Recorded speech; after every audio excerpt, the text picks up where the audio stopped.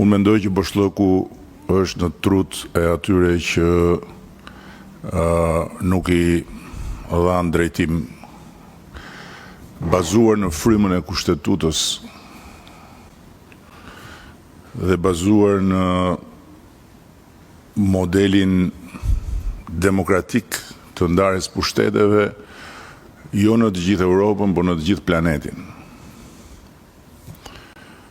Dhe natyrisht, kur them Boshllëku në trut atyre që nuk i dhanë drejtim, kam parasysh jo personat veçantë, po kam parasysh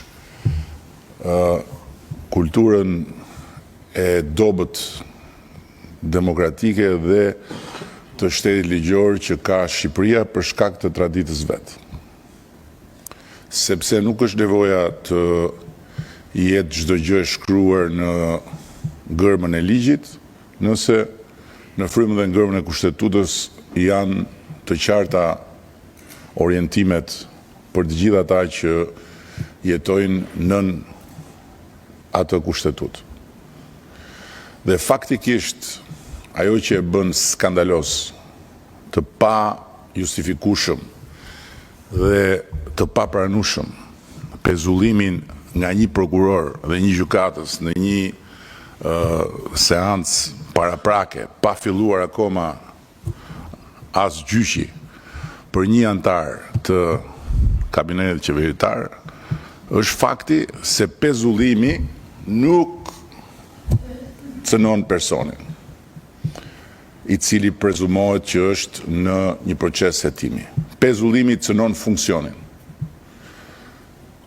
Dhe të gjitha ato funksione që solli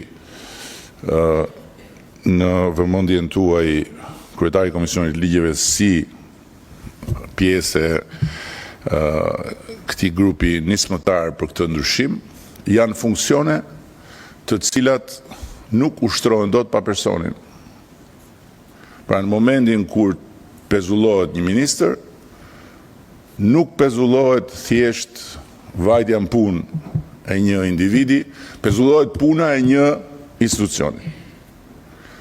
Mjafton t'ju sjell këtu një nga momentet që pasojnë, që ajo ministri nuk ka më kapacitet të propozoj asgjë në Këshillin e Ministrave, sepse nuk përfaqësohet nga personi i ngarkuar si përfaqësues i vullnetit kushtetues.